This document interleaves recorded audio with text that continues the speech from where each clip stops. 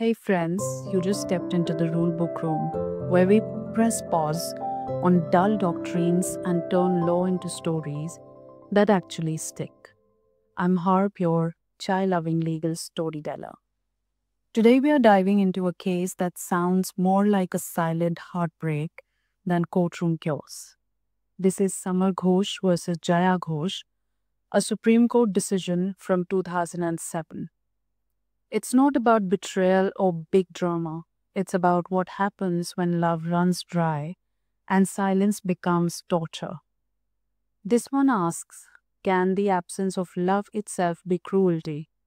Can upholding warmth, emotional or physical, be a valid reason for divorce? So let's time travel back to a marriage that had all the ingredients for happiness and yet it tasted like sorrow. Samar Ghosh and Jaya Ghosh, both high ranking IAS officers. Power couple, right? Well, not quite. They got married in December 1984 under the Special Marriage Act 1954. Jaya was already divorced and she had a young daughter from her first marriage. Samar knew it all and still stepped in with an open heart. At first glance, everything looked sorted. Two well educated adults, a second chance at love, a shared home. But things started to fall apart almost immediately. The first blow, Jaya told Samar upfront, no kids for 2 years. Okay, fair enough. Family planning is a private choice. But soon it became clear this wasn't a conversation.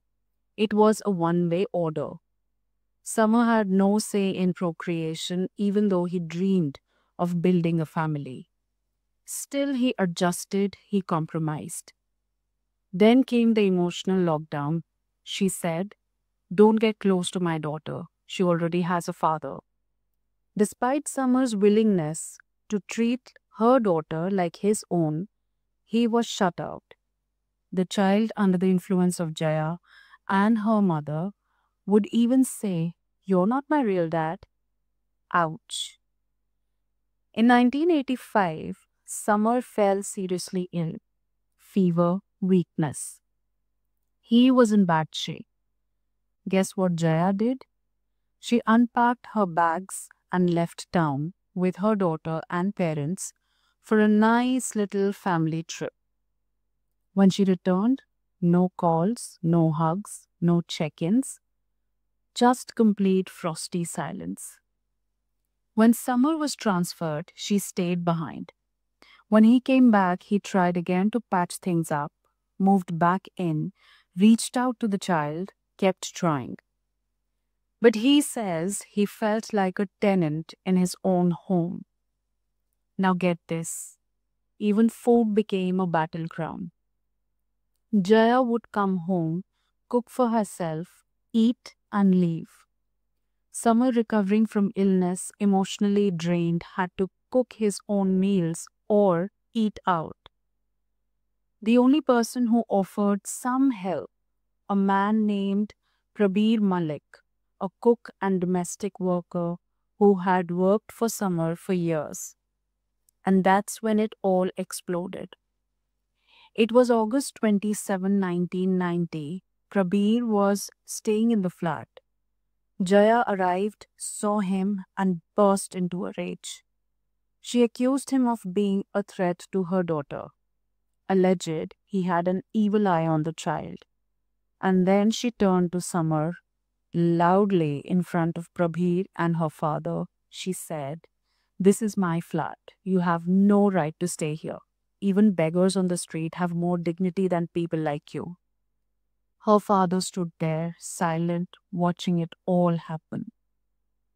Summer, humiliated and broken, packed his things and left that night. And guess what? He never returned.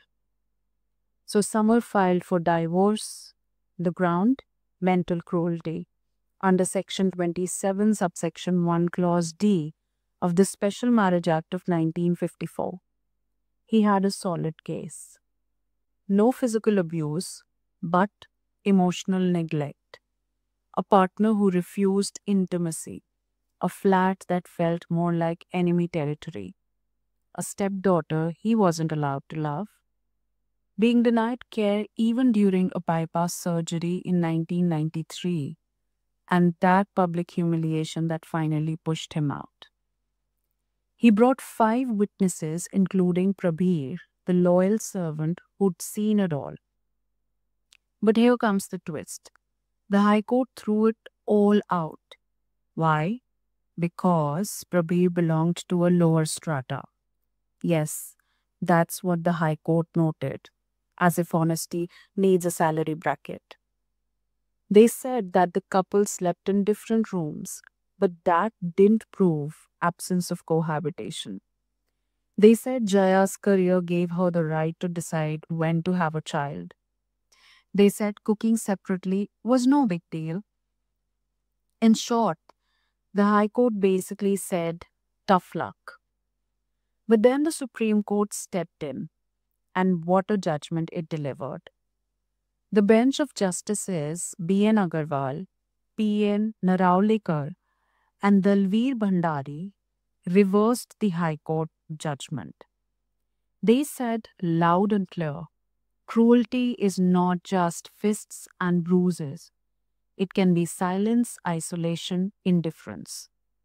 They looked at all the facts cumulatively, not in isolation, and they said, yes, this was mental cruelty, plain and simple. Let's take a second to see how the court defined cruelty. It said cruelty is not about malevolent intent. Even unintentional actions, if they hurt the other person deeply and consistently, count. Cruelty is about making someone feel unwanted in their own marriage. The test? Whether a reasonable person would say, I can't go on like this. They refer to earlier landmark cases like Dastane versus Dastane, 1975, Shobha Rani versus Madhukar Reddy, 1988, and Praveen Mehta versus Inderjeet Mehta, 2002. They pulled in wisdom from English, American, Canadian, and Australian courts too, quoting cases that said cruelty can come from silence, humiliation, neglect, not just slaps or slander. And you know what else the court noticed? That this wasn't a marriage anymore.